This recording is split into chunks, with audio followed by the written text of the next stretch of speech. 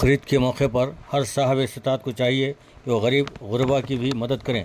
देखा यह जाता है कि शौक़ में 10,000 15,000 में ख़रीदे जाने वाले जानवरों में चंद हज़रात नमूद व नुमाइश के लिए 1.5 लाख 2 लाख रुपए में भी ऊंची ज़ात के जानवर ख़रीद लेते हैं, जबकि इतनी कीमत में 10 जानवर ख़रीदे जा सकते हैं और इन सब जानवरों का गोश्त ज़्यादा से ज़्यादा गरीबों में और हाजतमंदों में तकसीम किया जा सकता है। कुछ ऐसे भी लोग हैं कुर्बानी देने के बाद कुर्बानी का गोश्त या तो अपने अमीर खराबतदारों में तकसीम कर देते हैं और एक बड़ा हिस्सा खुद अपने पास रख लेते हैं और ये सब गोश्त फ्रीज में रख दिया जाता है। अगर फ्रीज किसी वजह से बंद हो गया तो ये सारा गोश्त सड़ गल जाता है। यानी गोश्त जमा करने की हिर्स ने इन्हें गरीबों में तकसीम करने से रोका। इसका साफ मतलब हुआ कि ये गोश्त ना ही गरीब के पेट में गया और ना ही अमीर की ग़िज़ा बन सका, बल्कि आखिर में कचरे में डाल दिया गया, क्योंकि फ्रिज बंद हो जाने से ख़राबी से गोश्त में बदबू आना शुरू हो जाती है, जो कि खाने के काबिल नहीं होता। इसीलिए हम कुर्बानी देने वालों से अपील करते हैं कि वो कुर्बानी का गोश्त ज़्यादा से ज़्यादा गरीबों में तकसीम करते हुए सवाब हासिल करें तो बेहतर होगा। कहीं ऐसा ना हो कि गोश्त को ज़ाय करने के जुर्म में अल्लाह किसी की इस्तिताअत ही छीन न ले। ये पकड़, एक तो मंडी में जानवर ढूंढना भी अजाब है, बड़ी मुश्किल से ये एक बकरी मिली है। लेकिन सेठ आप तो बकरा लेने आए थे, पर ये बकरी बस ये मुझे पसंद आ गई तो मैंने खरीद ली। बाकी लगाएंगे शाम में चक्कर। अभी मुझे बहुत गर्मी लग रही है तो मैं घर जा रहा हूँ। ये रिक्शे में लेके आ जा।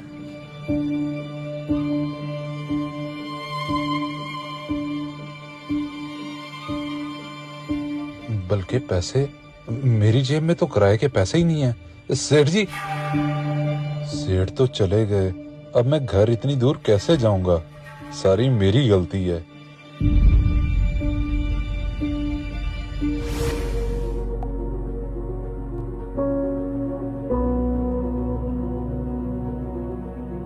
जी भैया, ले आए जानवर? किधर है? हाँ, एक बकरी खरीदी है मंडी से और वो मुलाजिम लेकर आ रहा है पीछे। चले ठीक है, मैं समझा आप ले आए हैं।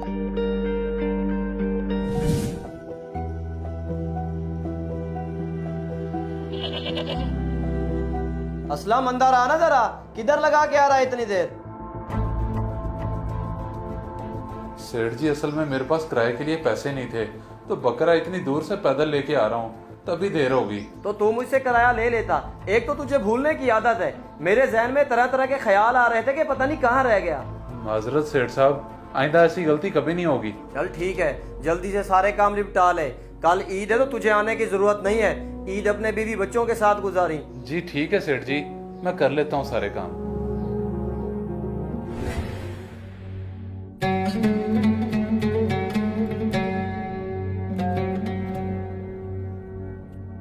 आपने इस बार ईद पे फिर से पुराना सूट पहन लिया है। कहा भी था ईद के लिए तो नया बनवा लें। बेगम, क्या है इस सूट को? अच्छा भला तो है, और वैसे भी बड़ी ईद पे कौन सूटों को देखता है? तुम लोगों के सूट बन गए, मेरे लिए इतना ही काफी है। आप और आपकी बातें हर ईद पे यही सुनती हूँ। अच्छा, बातें हुए, दोपहर के लिए कोई सब्जी लेते आइएगा। सब्जी ईद वाले दिन? बेगम, तुम्हें नहीं पता कि आज के दिन तो हमारे घर इतना गोश्त आ जाना है कि रखने की कोई जगह नहीं होनी। शायद आप भूल रहे हैं, पिछली बार हमारे घर में कहीं से गोश्त नहीं आया, सिर्फ एक घर से आया था, और मुझे नहीं लगता इस बार वहाँ से भी आए, इसलिए आप सब्जी ही लेते आइएगा। नहीं नहीं, तुम बस अल्लाह पे यकीन रखो, इंशाल्लाह कहीं ना कहीं से जरूर गोश्त आ जाएगा। अब मैं चलता हूँ, ईद की नमाज से मुझे देर हो रही है।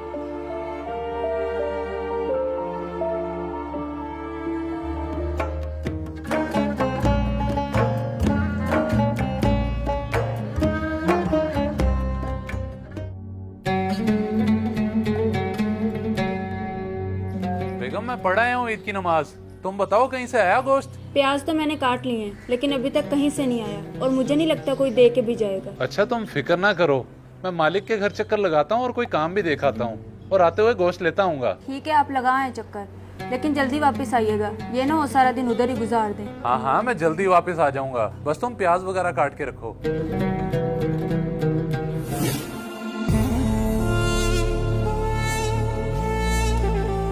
सेठ जी, ईद मुबारक।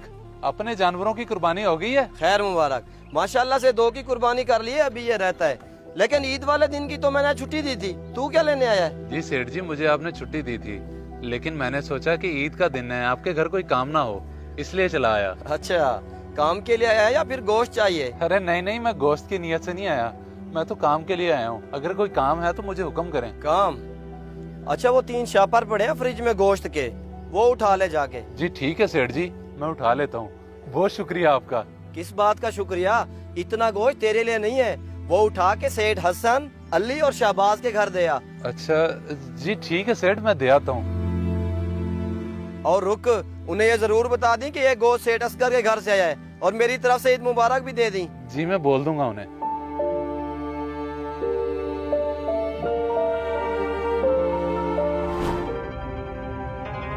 इतना सारा गोश्त असगर ने मेरे घर भेज दिया। जी जी, सबसे ज्यादा गोश्त उन्होंने आपके घर ही भेजा है, और वो तो आपको ईद मुबारक भी बोल रहे थे। खैर मुबारक, लेकिन ये गोश्त मैं नहीं रख सकता क्योंकि मेरे घर तो पहली 2 कुर्बानियाँ थी।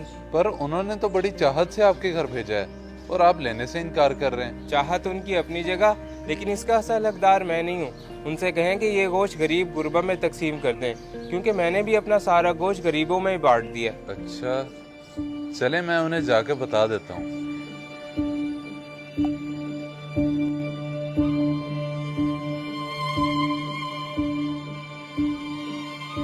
बल्कि 1 मिनट, ये इतना सारा गोश्त है, मैं मालिक को क्यों दे रहा हूँ वापस?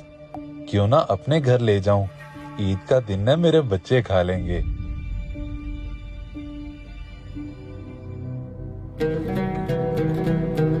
इतना सारा गोश्त आपके उस कंजूस मालिक ने आपको दे कैसे दिया? बस तुम ये समझो कि अपने मालिक से बड़े धोखे से निकलवा के लाया हूँ मैं ये। धोखे से? मतलब उन्होंने ये अपनी मर्जी से नहीं दिया? ये तो फिर हमारे लिए हराम हुआ। तुम बस अब इन बातों को छोड़ो और जाके पकाओ इसे। नहीं, मैं ये नहीं बनाऊंगी क्योंकि ये हमारे बच्चों के लिए हराम है। आप ले जाएं इसे वापस।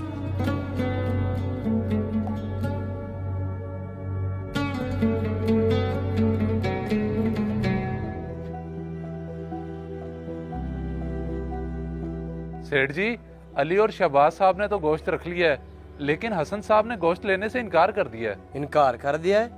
लेकिन क्यों, क्या कह रहे थे वो कह रहे थे कि हमारे घर तो पहले ही 2 कुर्बानियां हैं, आप ये गोश्त किसी गरीब को दे दें। गरीब को दे दें? चल तो ऐसा कर, ये गोश्त जाके बीबी जी को दे दे, वो फ्रिज में रख लेंगी, बाद में काम आ जाएगा हमारे। जी ठीक है सेठ, मैं दे देता हूँ।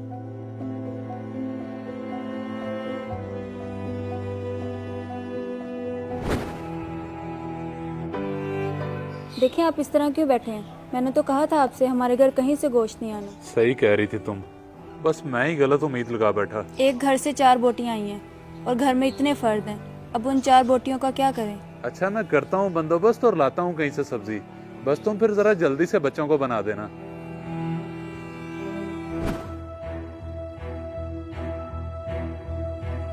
भैया सारे घर से स्मेल आ रही है, फ्रिज में जितना गोश्त रखा हुआ था सारा खराब हो गया। सारा गोश्त खराब हो गया? लेकिन वो कैसे? कल से इतनी लोड शेडिंग हो रही है, गोश्त तो खराब होना ही था, अब बताएं इसका करना क्या है? वो तो था भी इतना सारा गोश्त। असलम, जा गोश्त उठा के बाहर फेंका और फ्रिज की अच्छे से सफाई कर दी।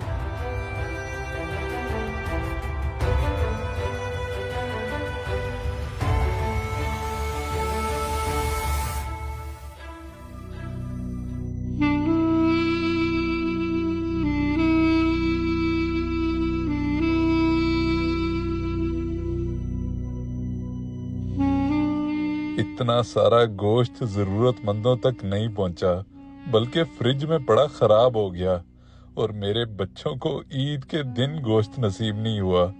मेरे मालिक उनको नवाज जो गरीबों का एहसास करते हैं। इस वीडियो को सदका जारिया समझकर जरूर शेयर करें।